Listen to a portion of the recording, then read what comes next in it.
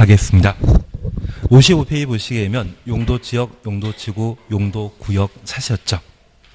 그리고 제2절 용도지역입니다.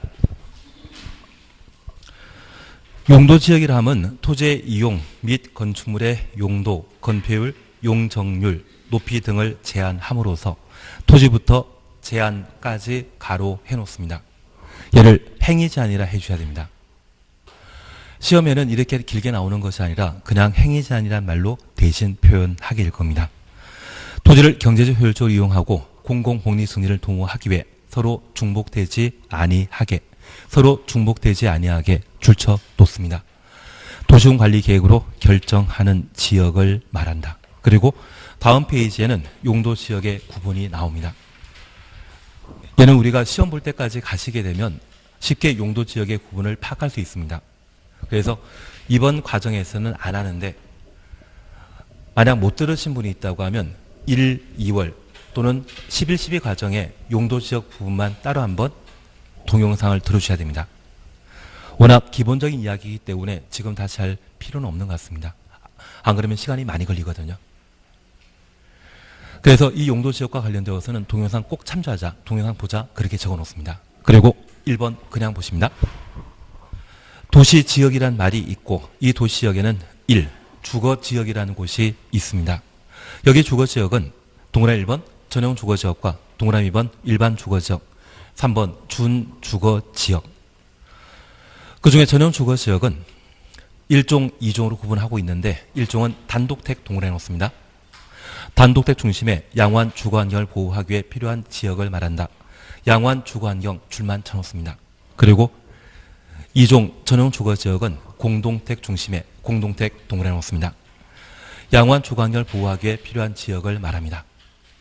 그리고 2번 일반 주거지역 찾으셨죠. 1, 2, 3종은 아니는데 4층 이하 추천놓습니다. 저층 주택 중심에 편리한 주거환경을 조성하기 위해 편리한 주거환경 조성 추천놓습니다. 우리 1번 전용 주거지역과 차이점이 전용 주거지역은 양호한 주거환경 보호가 목적인 반면 일반 주거지역의 경우는 편리한 주거환경 조성을 목적으로 하는 것이 주요 차이점이 되게 됩니다.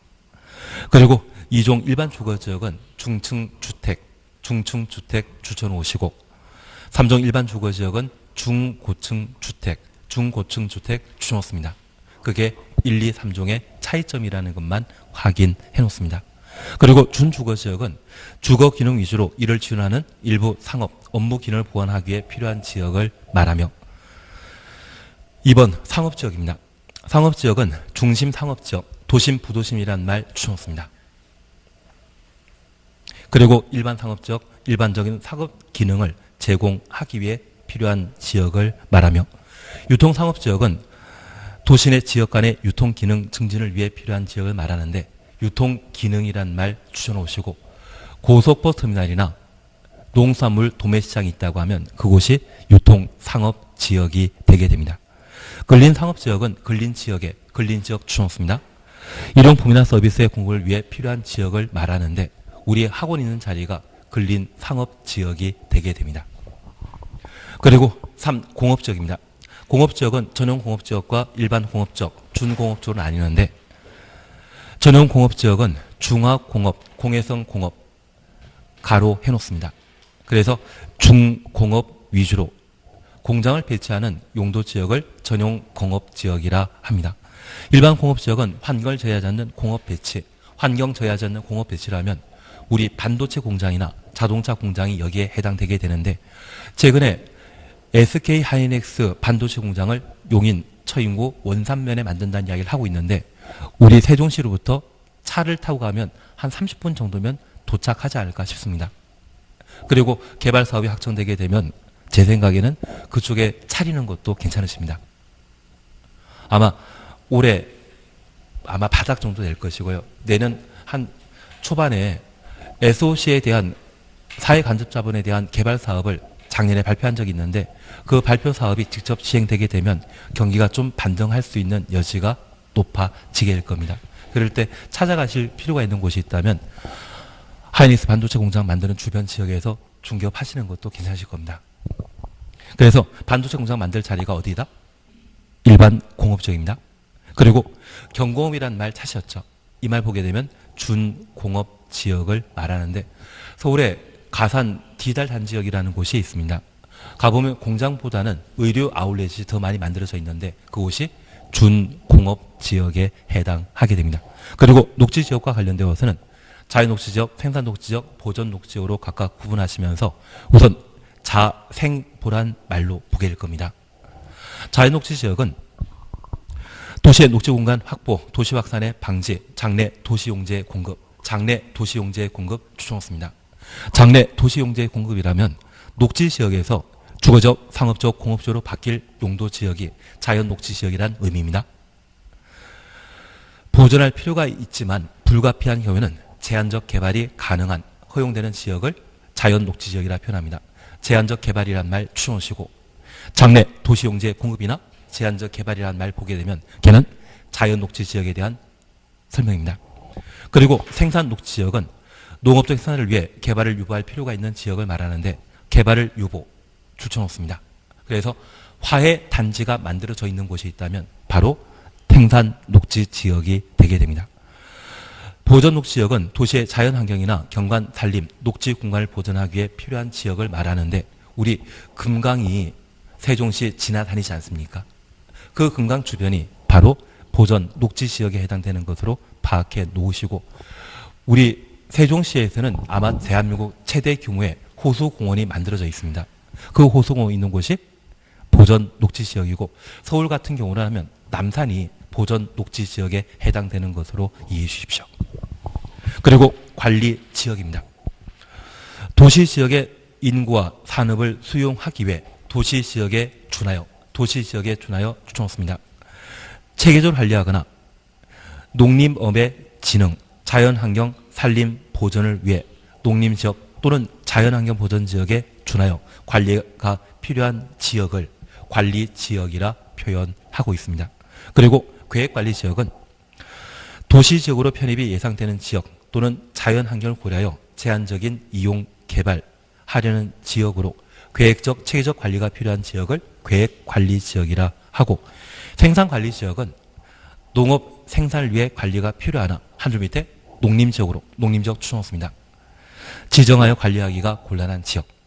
그리고 보전관리지역은 자연환경 보호 등을 위해 보전이 필요하나 주변 용도지역과의 관계를 고려할 때 자연환경 보전지역으로 지정하여 관리하기 곤란한 지역, 자연환경 보전지역 줄쳐 놓습니다. 그리고 3. 농림지역입니다. 도시지역에 속하지 아니하는 농지법에 의한 농업진흥지역, 절대 농지를 말합니다. 산지관리법에 따른 보전산지 등으로서 농림업의 진흥과 산림 보전을 위해 필요한 지역을 농림지역이라 표현하고 4번 자연환경 보전지역입니다. 자연환경, 수산자원의 보호 육성을 위해 필요한 지역을 자연환경 보전지역이라 합니다. 거기까지 일단 보십니다.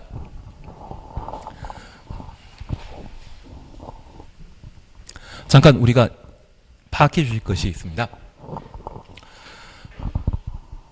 도시군 관리 계획은 집행 계획인데 이 도시군 관리 계획으로 결정할 수 있는 6가지 사항 중에 첫 번째가 용도, 지역, 지정 변경에 관한 계획과 용도 지구에 대한 지정 변경, 그리고 두 번째가 용도 구역의 지정 변경. 그래서 우리 세종시에 속해 있는 모든 토지에 대해 지역, 지구, 구역, 지정 변경을 도시군 관리 계획으로 결정할 수 있습니다. 첫 번째 우리가 이해하실 것이 있습니다.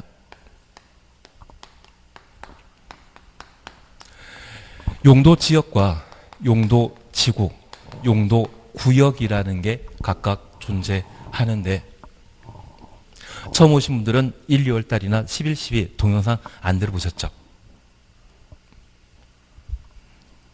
지금부터 하시면 됩니다.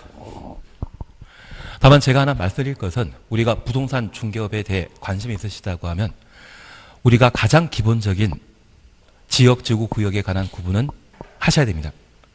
이게 우리가 한글 공부할 때 기역, 니은, 디귿 공부하는 것과 영어 공부할 때 A, B, C, D 공부하는 것과 마찬가지인 부동산과 관련된 알파벳입니다.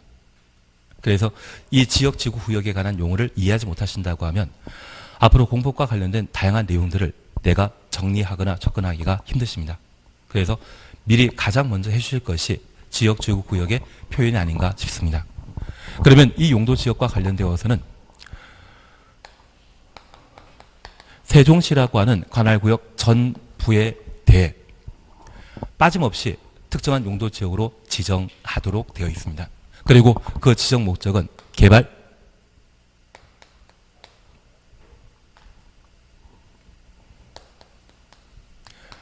그리고 비개발, 이러한 두 가지 특별한 목적을 달성하기 위해 용도지역을 지정하게 되는데, 도시지역이라고 하면 개발 목적이겠습니까? 비개발 목적이겠습니까? 개발 목적입니다. 반면 관리지역, 농림지역, 자연환경보전지역의 경우는 비개발을 목적으로 하게 되는데, 특별히 이 도시지역은 주거지역, 상업지역, 공업지역, 녹지지역으로 각각 구분함에 있어서 주거지역은 건물 건축할 때 주택을 주로 만드는 장소를 말하고요. 상업지역은 상가 만드는 장소를 말합니다. 공업지역이라면 공장 개발하는 곳을 말하고, 녹지지역이라면 시민들의 휴식 공간으로 놔두는 곳을 녹지지역이라 표현합니다. 그래서 실질적으로 개발 목적은 주상공만 개발 목적이고, 녹지지역과 관리지역, 농림지역, 자연환경보전지역의 경우에는 비개발 목적으로 용도지역을 구분해놨습니다. 다만 도시지역에 속해 있는 소풍 갈 수 있는 장소를 녹지지역으로 하는 반면, 여기 농림지역이라면 농업과 임업의 생산량을 증진시키기 위한 용도지역을 농림지역이라 하며, 여기 자연환경보전지역에도 농사 짓는 땅과 나무 심는 곳이 분명 있습니다. 그곳의 목적은 농업 생산량을 향상시키는 게 목적이겠습니까? 자연경관을 그냥 놔두는 게 목적이겠습니까? 자연경관을 그냥 놔두는 것, 자연환경을 그대로 보존하는 것이 목적입니다. 그리고 여기 관리지역은 개생보로 기억해 주시는데, 도시지역으로 지정하고자 하는데 도시지역 지정하는 요건을 갖추지 못한 곳이 있다면 계획관리지역으로 지정할 수 있습니다.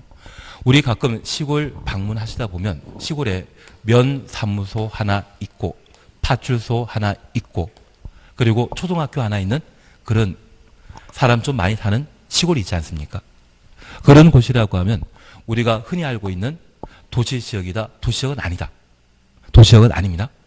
면사무소와 초등학교가 갖춰진 곳이라면 그러한 곳은 어느 정도 사람 살지만 많은 사람들이 사는 곳이 아니기 때문에 도시지역으로 지정하기 곤란한 지역이거든요.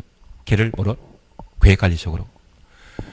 농사 짓는 땅은 있지만 가끔 관계 수리시설이라고 하는 다양한 수리시설을 확보해서 농업 생산량이 높은 곳은 농림지역이지만 천수답이라고 하는 곳이 있습니다.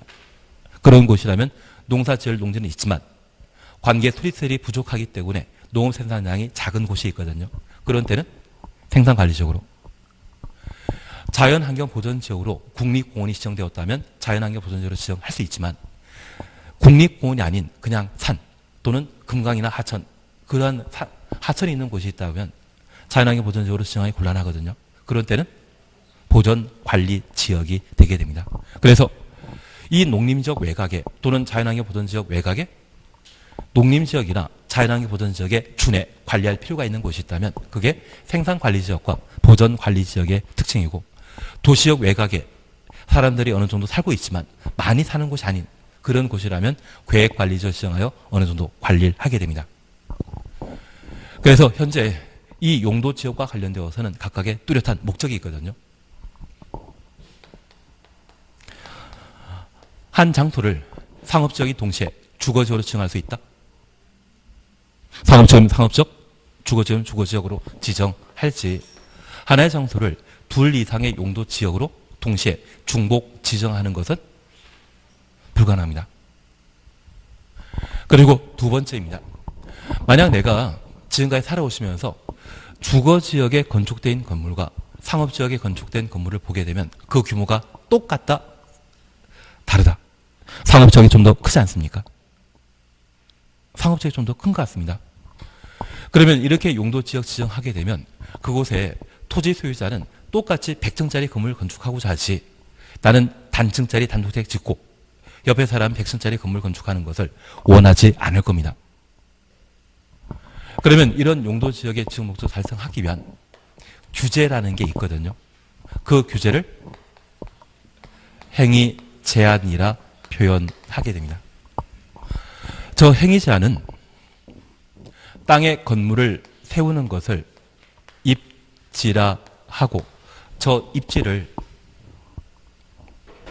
건축 제한이란 말로 달리 표현하고 있습니다. 그래서 특정 용도 지역에 어떤 건물 건축할 수 있는지 규제에 가는 것을 뭐란다? 건축 제한. 하나 질문이 있습니다. 위락설은 어떤 용도 지역에만 건축할 수 있겠습니까? 상업 지역에만. 상업 지역이 아닌 곳에는 위락설 건축할 수 없습니다. 그리고 건물 크기를 좌우함에 있어서 건축 면적이란 말과 연 면적이란 말을 들어보셨다고 하면 그걸 좌우하는 것이 건폐율과 용적률이 되게 됩니다. 그래서 각각의 용도 지역마다 최대 건물 건축하게 되었을 때 나는 건축 면적이란 말을 들어본 적? 처음 들으신 분들은 그러면 흔히 건평 얼마다 그런 이야기 들어보셨습니까? 그 건평이 건축 면적을 말하는 것이고요. 반면 연 면적은 일상적으로 연 건평이란 말로 대신 하게 되는데 그 연 면적 좌우하는 것을 용적률이라 표현하게 됩니다. 그래서 이 건폐율과 용적률이 높게 책정되었다고 하면 큰 규모의 건물 건축할 수 있고 낮게 책정되었다고 하면 작은 건물을 건축하게 되는데 이것은 토지 소유자 마음대로 결정하는 것이 아니라 법으로 이미 제한되어 있습니다. 그래서 건축 제한과 건폐율, 용적률 제한을 우리 공법 시간에는 행위 제한이라 표현하게 됩니다. 특별히 저 행위 제한이 강하게 이루어지는 곳이라면 녹지적, 관리적, 농림적, 자연환경 보전 지역이고 저 건축 제한 등이 좀 규제가 풀려 있는 곳이 있다면 각종 개발 사업이 집중될 수 있는 주거적, 상업적, 공업 지역이 되게 됩니다. 일단 건물 크게 짓는 것과 작게 짓는 것은 건축주 마음대로 되는 것이 아니라 법으로 제한하고 있다는 것만 먼저 이해해 주십니다. 그리고 용도 지구라는 것을 우리가 볼 수 있는데 이 용도 지역이 우리 세종시, 특광시군 전체를 대상으로 계략적으로 또는 포괄적으로 지정하는 반면 이 용도 지구는 세종시의 구체적인 시설이나 또는 구체적인 자연환경, 건물 고려해서 필요한 곳에 지정하는 것이 용도 지구가 되게 됩니다. 하나 이해하실 것은 만약 초등학교나 유치원 주변이라고 하면 PC방이나 위락시설, 여관 같은 숙박시설은 함부로 만들 수 있다? 없다? 학교 정화구역으로 지정되게 되면 주변에는 함부로 그런 건물 만들지 못하거든요. 그래서 저 학교라고 하는 또는 문화재라고 하는 특수한 사정 고려해서 필요한 곳에 용도 지역에 적용되는 행위 제한을 강화하거나 완화시키기 위해 지정하는 제도를 용도 지구라 표현합니다. 그래서 용도 지구 종류에 대해서는 우리가 조금 이따 다시 한번 보시겠지만 지금은 이렇게만 기억해 놓습니다. 용도 지역의 기능을 증진시킬 목적으로 지정하는 제도를 용도 지구라 합니다. 나중에 우리가 다방 같은 데를 방문하시게 되면 다방에 커피를 주문하게 되면 커피 나오거든요. 녹차를 주문하면 녹차 나오게 되는데 그 커피에 설탕과 프림 타서 드실 수 있지 않습니까? 그러면 내가 커피에 설탕 넣어 먹는다면 나는 설탕 먹는 것입니까? 커피 마시는 겁니까? 커피 마시는 것이거든요. 그래서 이 용도 지역제가 기본적으로 깔리게 되면 그 용도 지역의 기능을 증진시킬 목적으로 지정하는 제도가 용도 지구제가 되게 됩니다. 지금 이걸 1, 2월 달에 다 해버리면 국토개혁만 또 5주 걸리게 됩니다. 그때는 난감한 상황 되기 때문에 이쪽은 꼭 1, 2월 달을 한번 봐주시고 아마 제가 커피 이야기를 꼭 하게 되어 있을 겁니다. 그걸 보시면서 얘를 잡아주시는 게 필요합니다. 그리고 이 용도구역은 특별한 목적을 달성하기 위해 필요한 때 지정하는 제도인데 이 용도구역과 관련되어서는 조금 후에 다시 한번 보십니다. 우리가 지금 기억하실 것은 현재 용도지역은 중복 지정할 수 있다 없다? 없다라는 것만 구분해 놓습니다. 그러면 이제 이렇게 잠깐 살펴놓습니다.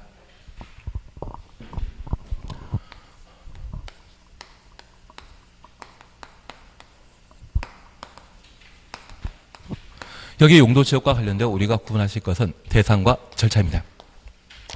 그리고 얘는 28회 때 시험에 나왔고 얘는 건너뛰었거든요. 그리고 이 용도지역이 지정되게 되면 그 목적 달성하기 위한 규제를 행위 제한이라 표현하는데 얘는 28회 때 함재 출제했고 29회 때는 두 문제가 출제된 바 있습니다. 아마 올해도 시험에 내게 된다면 얘는 매년 시험에 나오고요. 얘는 자주 시험에 나오며 얘는 가끔 시험에 나옵니다. 그래서 28회 때 용도지역 지정 대상에 관한 사항을 시험에 물어봤기 때문에 올해 시험까지 안 나올 겁니다. 나오게 되면 절차 아니면 행위제한 쪽에서 시험 문제가 나오게 될 겁니다. 그래서 이쪽은 우리 10월 달까지 함께 해 나가시게 되면 계속 반복해 듣다 보면 얘를 해결할 수 있을 겁니다. 우선 우리가 잠깐 이해하실 것은 현재 용도지역은 도시군 관리계획의 결정권자가 도시군 관리계획으로 결정하고 고시하도록 되어 있습니다. 저 도시군 관리계획으로 결정 고시할 대상은 사람들이 많이 살고 있는 곳은 도시로 지정한다, 비도시로 지정한다. 도시적으로. 그리고 사람들이 거의 살지 않는 곳이라면 비도시적으로 지정하게 되는데 우리 가끔 TV 같은 데 보시게 되면 바둑판처럼 잘 정비되어 있는 농지가 많은 평야 있지 않습니까? 내가 만약 도시군관리계획의 결정권자라고 하면 그런 관계 수립이 잘 되어 있고 바둑판처럼 잘 정비되어 있는 농경지에 대해서는 뭐로 지정하겠습니까? 농림지역으로. 그리고 설악산에 국립공원을 내가 보게 된다고 하면 또는 계룡산을 방문하게 되면 내가 도시군관리계획의 결정권자였을 때 그곳을 뭐로 지정한다? 자연환경보전지역으로 지정하게 됩니다. 그런데 이 농림지역도 안 되고 자연환경보전지역으로 지정하기 참 애매한 그런 땅이 있거든요. 그러한 곳이 있다면 무엇으로 지정한다? 관리지역으로. 그래서 사실 우리 도시군관리계획으로 용도지역을 지정하게 되면 많은 인구와 산업이 밀집해 있는 도시지역과 농림지역 또는 자연환경보전지역으로 지정하는 것이 원칙입니다. 대신 이 도시지역, 농림지역, 자연환경보전 지정하기 좀 애매한 곤란한 그 외곽지역이 있거든요. 그 외곽지역에 대해 도시지역에 준해 관리할 필요가 있다면 그곳을 계획관리지역으로, 농림지역에 준해 관리할 필요가 있다면 생산관리지역으로, 자연환경보전지역에 준해 관리할 필요가 있다면 보전관리지역으로. 그래서 현재 관리지역은 이 세 개의 용도지역의 특성을 어느 정도 가지고 있지만 지정하기 애매한 장소에 대해서는 계생보, 계획관리지역, 생산관리지역, 보전관리지역으로 구분해 지정하도록 되어 있습니다. 그리고 도시지역은 주거지역, 상업지역, 공업지역, 녹지지역으로 구분하게 되는데 저 도시지역은 주상공유입니다. 그중에 주거지역은 전일 준으로 구분하여 지정하게 되는데 우리 전태일이라는 분 들어본 적 있으시죠? 그 전태일이라는 분 들어본 적 있다고 하면 그분과 이런 비슷한 전일준으로 용도지역을 세분하는 것이 특징이고 여기 전용 주거지역은 밤 7시, 8시면 조용한 주택가가 있을 겁니다. 그것이 전용 주거지역인데 조용한 동네이기 때문에 양호한 주거환경 보호라는 말을 사용하는 반면 일반 주거지역은 아파트 단지 주변입니다. 그 아파트 단지 주변에는 밤 늦은 시간에도 물건 살 수 있는 편의점이나 포장마차가 한두 개 있거든요. 그러한 용도지역을 뭐란다? 일반 주거지역. 생활하기 편리하지 않습니까? 그래서 편리한 생활환경을 조성하기 위해 지정하는 용도지역을 일반 주거지역이라 표현하게 됩니다. 그리고 준주거지역은 보통 법에서는 준이란 말 쓰게 되었을 때 뒤에 나오는 말을 부정하는 개념입니다. 주거지역이지만 주거지역 아닌 성격 가지는 곳이 준주거지역으로서 보통 준주거지역에는 주택을 건축하는 것이 아니라 오피스텔이나 주상복합 건물, 상가 만드는 게 일반적입니다. 그래서 주거 기능 외 상업, 업무 기능의 보완이 가능한 용도지역을 준주거지역이라 표현하고, 여기 전용 주거지역은 현재 1종과 2종으로 구분하는데, 단독택 중심으로 개발하는 곳이 있으면 1종, 공동택 중심으로 개발하게 되면 2종으로, 그리고 일반 주거지역은 1, 2, 3종으로 구분하는데, 저층 주택이라고 하면 4층 이하의 주택을 만드는 곳을 말하며, 2종 일반 주거지역은 중층, 그리고 3종 일반 주거지역은 중고층 주택 중심의 개발이 필요한 곳을 일반 주거지역으로 지정할 수 있습니다. 그런데 우리가 두 가지 이해하셔야 됩니다. 만약 현재 15층이나 또는 15층 정도의 아파트가 많이 즐비한 곳에 있다고 하면, 내가 도시군 관리 계획의 결정권자였을 때 1종 일반 주거로 지정하겠습니까? 2종 일반 주거지로 지정하겠습니까? 2종으로. 반면 35층에서 50층 높이의 아파트가 만들어져 있다고 하면 그때는 중고층 주택이 만들어져 있는 것이거든요. 그래서 보통 고층 건축물이라고 하면 층수가 30층 이상이거나 그 높이가 120m 이상의 건축물을 고층 건축물이라 표현하는데, 저 고층에 해당되는 30층 정도의 아파트가 만들어져 있는 곳을 내가 봤다고 하면 도시관리계획의 결정권자일 때 나는 3종 일반 주거지로 지정할 수 있을 겁니다. 그래서 현재 일반 주거지역은 1, 2, 3종으로 구분하고 있는데 층수 기준으로 구분한다는 것을 꼭 한번 확인하시고, 특별히 4층 이하 저층 주택은 1종에, 중층이라고 하면 2종 일반 주거지역에, 그리고 중고층이라 말 쓰게 되면 3종 일반 주거지역의 지정 대상으로 파악해 주셔야 됩니다. 그리고 공업지역도 전일줄입니다. 그런데 우리 학교 다닐 때 중화공업이라는 말 들어본 적 있으시죠? 중공업. 걔가 들어가는 곳이 전용공업지역이고, 경공업이라는 말 들어본 적 있다면 걔는 준공업지역에 들어갈 장소입니다. 반도체 공장이나 자동차 공장 들어가는 곳이라면 일반 주거지역입니다. 그래서 공업지역과 관련되어서는 세분하지 않는다. 그 정도만 확인해 놓습니다. 그리고 상업지역과 관련되어서는 중심상업지역과 일반 상업지역, 그리고 유통상업지역, 근린상업지역인데 중국과 일본은 가까이 있죠. 그래서 중국어는 또는 영어 같은 경우는 동사가 먼저 나오지 않습니까? 그래서 중국과 일본은 있다, 가까이 있다. 중일 유군입니다. 그래서 도심, 부도심이라는 말 보게 되면 그때는 중심상업지역, 일반적인 상업기능 제공하는 곳이 있으면 일반 상업지역, 지역 안에 또는 도시 안에 유통기능 담당하게 된다면 유통상업지역, 근린지역에 업무, 물품을 제공하는 곳이 있다면 근린상업지역으로 각각 구분하시는데, 현재 상업지역은 중일 유근입니다. 그리고 녹지지역과 관련되어서는 자생보란 말 기억하시면서 제한적 개발이란 말 보게 되면 자연녹지지역, 농업적 생산을 위해 개발을 유보한다 이 말 보게 되면 생산녹지지역, 도시지역의 자연환경을 보호한다 이 말 보게 된다고 하면 보전녹지역으로 각각 구분하시는 게 용도지역의 지정 대상이 되게 됩니다. 지금은 좀 힘드시겠지만 시간 차는 이거 문제 없거든요. 이번 시간에 우리 해주실 것은 바로 얘를 보셔야 됩니다. 시험에 나오게 된다면 얘는 가끔 나오고요. 얘가 자주 출제되기 때문에 얘를 봐주셔야 됩니다. 우선 우리가 이해하실 것은 현재 용도지역을 결정하는 자는 입안권자를 지정하는 것입니까? 결정권자를 지정하는 것입니까? 결정권자. 저 결정권자는 누구이다? 국토교통부 장관, 시도지사, 대구시장. 지구단위 계획과 관련되어서는 시장 본수도 결정할 수 있지만 지구단위 계획을 제외한 나머지 도시군관리계획은 국토교통부 장관, 시도지사, 대도시장이 도시군관리계획의 결정권자입니다.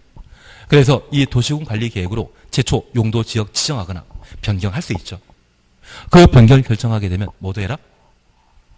고시까지 하도록 되어 있습니다. 그런데 이러한 도시군 관리 계획의 지정 절차에 예외가 존재합니다.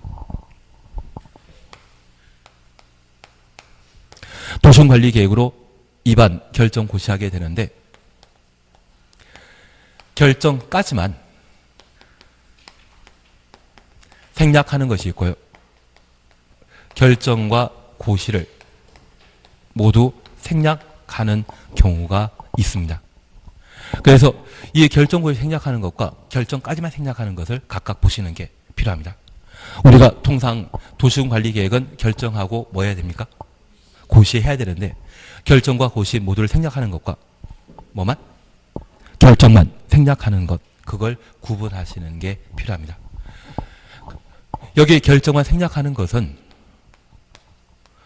공유 수면 매립과 관련되어 인정되는 사항이고, 얘는 다른 법률과의 관계에서 절차가 생략되는 것인데 자주 시험에 출제되는 내용이기 때문에 꼭 한번 보셔야 됩니다. 아마 올해 시험에 내게 된다면 2년 동안 시험에 안 나왔기 때문에, 2년 동안 시험에 안 나왔기 때문에 정확한 출제 패턴이라면 올해 얘가 나와줘야 됩니다. 그래서 58페이지 찾으셨죠? 58페이지 중에 3. 용도지역의 지정입니다. 그리고 원칙, 용도지역의 지정 변경, 국토교통부 장관 지도이사 대도시장이 도시군 관리계획으로 결정한다. 확인되셨습니다. 그리고 양가로 2번 지정 특례, 얘를 별표 3개 해놓습니다. 그리고 1번 잠깐 확인해 주십니다. 1번만 보고 쉬었다 하실 겁니다. 가로 속에 동그라미 1번입니다. 매립 목적이 이웃하는 용도 지역과 같은 경우, 그리고 가로 속에 바다만 해당한다. 바다 추천없습니다. 바다인 공유수면 매립 목적이, 공유수면의 매립 목적이 그 매립구역과 이웃하고 있는 용도 지역의 내용과 같으면 내용 동그라미 없습니다. 도시군 관리 계획에 입안 결정 절차 없이, 입안 결정 절차 없이 가로 해놓습니다. 매립 준공구역은 그 매립의 준공인가일부터 준공인가일 추천없습니다. 이와 이웃하고 있는 용도 지역으로 지정된 것으로 본다. 지정 동그라미 놓습니다. 이 경우 특별시장, 광역시장, 시장, 군수는 그 사실을 지체 없이 고시하여야 한다. 고시 추천없습니다. 그리고 2번입니다. 매립 목적이 이웃하는 용도 지역과 다른 경우 찾으셨고, 공유소의 매립 목적이 그 매립구역과 이웃하고 있는 용도 지역의 내용과 다른 경우, 다른 추천없습니다. 및 그 매립구역이 둘 이상의 용도 지역에 걸쳐 있거나 이웃하고 있는 경우, 둘 이상 붙어 이웃하고 있는 경우까지 가로놓습니다. 그 매립구역에 속할 용도 지역은 도시군 관리 계획 결정으로 지정하여야 한다. 거기까지만 봅니다. 잠깐 이해하실 것이 있는데, 돌아가신 현대 정 회장님이 간척 사업한 것 들어본 적 있으십니까? 그 간척 사업지는 어디였습니까? 서산. 그러면 그 간척 사업이 이루어지게 된다고 하면 바다를 간척하게 되었는데 이 바다는 공유수면에 포함됩니다. 여기 공유라는 말은 누구나 사용할 수 있는 물을 공유수면이라 표현하는데, 만약 땅에 하천이나 또는 저수지등이 있다면 얘는 공유수면이다 아니다. 공유수면입니다. 그래서 현재 바다만 공유수면이 되는 것이 아니라 강이나 저수지도 모두 공유수면에 해당되게 되는데, 이 육지에 속해 있는 하천이나 또는 저수지 같은 곳 또는 댐의 경우에는 이미 용도 지역이 결정된 상태입니다. 우리 금강 주변이라면 그 상황에 따라 보전 녹지역이나 자연환경 보전지역, 보전 관리지역 지정할 수 있지만 금강 자체는 물이거든요. 수자원 보호하기 위한 땅에 속해 있는 하천으로서 얘는 100% 자연환경 보전지역입니다. 그리고 우리 대청댐이라는 곳 들어본 적 있으시죠? 그 대청 때문에 유람선 다닌다, 안 다닌다? 안 다니나요? 그리고 소양강 댐은 다닙니다. 한강에는 다닙니다. 제가 괜히 이쪽에 아는 척 하다가 제가 또 그냥 한강 쪽은 다 다닙니다. 소양댐 다닙니다. 바다도 배가 다닙니다. 그걸 뭐란다? 공유 수면인데 그 육지에 속해 있는 공유 수면은 이미 용도지역이 결정된 상태입니다. 특히 소양강 댐이 만들어져 있는 물이라고 하면 그 댐 만들면서 소저원 보호하기 위한 용도지역으로서 자연환경 보존지역이 이미 결정된 상태이고 바다에는 용도지역 있다 없다? 기본적으로 없습니다. 바다까지 조사 측정하려고 하면 막대한 비용, 시간 필요하거든요. 그래서 이 바다에 대해서는 용도지역이 딱히 결정되지 않았는데 저 현대 정 회장님께서 간척 사업을 시행하셨다고 하면 그 간척 사업 한 곳 이제 바다가 땅이 되어버렸죠. 그런데 이 간척 사업의 주된 목적은 무엇이었다? 농지 확보가 목적이었습니다. 그리고 그 인접한 주변 지역이 현재 농림 지역이었다고 하면 저 매립구역의 목적과 이웃한 용도 지역의 내용이 같기 때문에 이러한 경우에는 경계 구분할 필요 없이 바로 이웃한 용도 지역으로 지정된 것으로 보자. 그러면 우리가 잠깐 이해하실 것이 있습니다. 이렇게 공유소를 매립하게 되었을 때 저 매립구역에 대한 용도지역 결정하고자 한다면 우리 도시공관리계획 입안 시에 반드시 뭐 해야 된다? 기초조사하게 되는데 저 기초조사하면 얼마 걸린다? 하루 만에? 아니면 1년 6개월 걸린다? 제발 1년 6개월에 해주십시오. 1년 6개월 걸립니다. 그리고 나머지 절차 진행하게 되면 보통 6개월에서 1년 정도 시간 필요하거든요. 그러면 2년 6개월 되었을 때 이웃한 농림지역처럼 얘도 농림지역 지정하게 되면 그제서야 농사에 필요한 땅으로 사용하게 됩니다. 그러면 2년 6개월 동안 분명 농사지을 땅인데 불구하고 농사짓지 못하고 그냥 방치하게 된다고 하면 이것 낭비일 수 있죠. 그래서 저 공유수면인 바다를 간척하게 되었을 때 그 매립구역과 이웃한 용도지역의 지정 목적 내용이 동일하다고 하면 경계 따로 구분할 필요 없이 바로 농사 지을 수 있도록 도시군 관리 계획 입안 결정된 것으로 보고 따로 고심하는 겁니다. 왜? 이 땅이 늘어나기 때문에 어디가 새로 땅이 되었는지 발표를 할 필요 있지 않겠습니까? 그래서 어디까지만 결정까지만 생각하고 고시는 따로 하는 겁니다. 이해되시겠습니까? 반면에 우리 새만금 간척 사업이라는 곳 들어본 적 있으시죠? 새만금 간척 사업 한 곳. 군산에 붙어 있지 않습니까? 그리고 이 새만금 간척 사업 하면서 이곳에 군산에다가 인천국제공항 같은 국제공항을 만들겠다고 이번 정부에서 발표한 게 있거든요. 지역 균형 발전을 위해 꼭 필요한 것이다. 예산 낭비다. 다양한 이야기가 있습니다. 대신 여기 계신 분들은 이게 필요하십니다. 이거 없이는 좀 군산 GM 자동차 공장 빠져나가기 때문에 군산 지역 경기 지금 바닥이거든요. 그리고 조선업이 좀 불황이 심하다 보니 좀 조선과 관련된 관계 도시의 경우에도 불황이 심합니다. 그래서 그 지역 활성화시키기 위해서는 어느 정도 일자리 창출이 필요하고 그래서 이루어지는 것이 공항 개발 사업이라 이해해 주시면 좋겠습니다.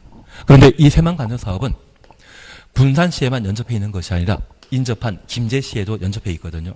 우리가 알고 있는 김제라고 하는 도시라고 하면 김제평야 그리고 국사 시간에 공부하셨던 여러 가지 관계 소리를 많이 들어본 적 있지 않으십니까? 그래서 이 새만 간척 사업 하는 곳이라고 하면 농림지역과 도시지역에 걸쳐 있습니다. 그러면 이 새만 간척 사업의 목적은 농경지 확보하는 게 목적이었습니까? 산업단지 조성하는 게 목적이었습니까? 산업단지 조성하는 게 목적입니다. 그러면 이 산업단지 조성의 목적이라면 얘는 도시지역 중에 아마 공업지역의 성질을 갖추지 않습니까? 그런데 불구하고 일부는 농림지역에 속해 있고 접해 있고 일부는 도시지역에 접해 있다고 하면 이 농림지역과 산업단지 조성하기 위한 새만금 간척사업 용지를 명확하게 구분할 필요 있거든요. 도심관리계획의 입안 결정 절차를 생략한다? 그대로 진행한다. 그대로 진행해야 됩니다. 그래서 이 새만금안전 사업의 경우는 우리 한 10년 전부터 뭐 한다는 이야기 듣지 않으셨습니까? 들어본 적 없으십니다. 예, 그래서 저 새만금안전 사업은 개발 목적으로, 공장 만들 목적으로 만들어놨는데 이곳이 둘 이상의 용도 지역에 걸쳐 있거나 또는 이곳은 공장 만들 곳인데 주변 땅이 농림 지역에 해당되게 되면 그 경계를 명확하게 구분할 필요 있다? 경계 구분할 필요 없다. 경계 구분할 필요 있지 않겠습니까? 그래서 만약 그런 경우라면 절차 생략 없이 도시군관리계획의 결정권자가 도시군관리계획으로 결정 고시하도록 되어 있습니다. 조금 이해하시겠습니까? 그러면 우리가 잠깐 이해하실 것은 앞으로 바다나 하천이나 대청댐 같은 곳을 보게 되면 우리는 이제 공법을 공부하셨기 때문에 걔는 바다라고 부르시겠습니까? 공유수문으로 불러야 되겠습니까? 공유수문으로 불러주셔야 되고 아마 7월달이나 8월달에 무더위가 심하다고 하면 해수욕 한번 갔다 오시는데 어제까지는 해수욕을 하셨지만 법 배운 이후부터는 이제 공유수면 탐방 공유수 탐방으로 불러주셔야 됩니다. 그 공유수 탐방 해오셨다 갔다 왔다 하시면 그냥 얼굴만 하더라도 깜빡이 사 있으시기 때문에 다녀오신지 알고 있을 겁니다. 그렇게 공유수를 매립하게 되었을 때 저 매립한 곳과 이웃한 용도 지역이 지정 목적이 같다면 동일하다면 절차 생략할 수 있습니다. 그런데 이 절차 생략하게 되었을 때 결정까지만 생략하는 것이지 고시는 따로 해야 됩니다. 그러면 우리가 잠깐 이해하실 것은 저 이웃한 용도 지역의 지정 목적과 동일하면 저 공유수면 매립은 건물 건축하는 것입니까? 토지의 형질 변경하는 것입니까? 토지의 형질 변경이거든요. 바다가 땅을 바뀌었기 때문에 토지의 형질이 바뀐 겁니다. 그 형질 변경 사업이 완료되게 되면 공유수면 매립법에 따라 준공인가라는 것을 따로 받도록 되어 있습니다. 그런데 이 준공인가만 정해놓고 있지 저 준공인허가 하게 되면 따로 고시하는 절차가 공유수면 매립법에는 없거든요. 그래서 저 준공인가라고 하면 행정청이 하는 행정행위죠. 행정청이 하는 행정행위 그걸 행정처분이 하는데 그 행정처분이 인가까지만 해주기 때문에 도시군관리계획에 행정청이 뭐합니까? 도시군관리계획을 결정하죠. 저 결정도 행정처분입니다. 그래서 공유수면 매립법에서는 공유수면에 대한 매립공사가 모두 완료되었을 때 뭘 하기 때문에? 준공인가하기 때문에 그 행정처분에 해당되는 것으로서 뭐만? 결정까지만 의제하는 것이고요. 결정된 것으로만 인정하는 것이고 이 공유수면 매립법에서는 고시에 관한 절차가 없기 때문에 저 땅이 된 바다를 이제 새로 우리나라 국토가 늘어났다고 해서 특광시군이 따로 고시하도록 되어 있습니다.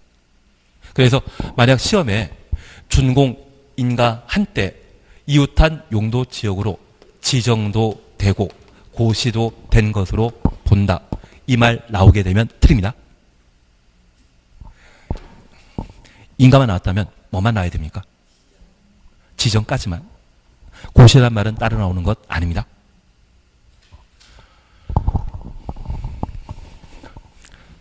다시 하나만 더 하도록 하겠습니다. 우리 민법 공부하시면 지금 쉬는 타임인데 우리 본다란 말 들어본 적 있으십니까? 저 본다는 추정이나 간주나 의제란 말로 대신하죠. 지금 하신 분 말고 처음 하시는 분은 실종선고 들어가셨습니까? 3월 달에 새로 시작하신 분들은 실종선고란 말 들어본 적? 예, 없는 상태입니다. 그러면 나중에 실종선고 진대고 나가면 저한테 다시 한번 이야기해 주십시오. 예, 그래서 지금 봐주실 것은 바다를 간척하게 되었을 때 그 공유수면 매립한 사업이 완료되게 되면 이웃한 용도 지역의 지정 목적과 같으면 뭐한다? 이웃한 용도 지역으로 지정된 것으로 본다. 언제? 준공인가. 그리고 이 매립구역이 이웃한 용도 지역과 서로 다르거나 둘 이상 용도 지역에 걸친 경우에는 절차 생략하는 것 아닙니다. 그것만 일단 확인해 놓습니다. 그리고 쉬었다가 이번 다른 법률로 지정된 지역, 용도 지역의 지정 특례를 봐 주십니다.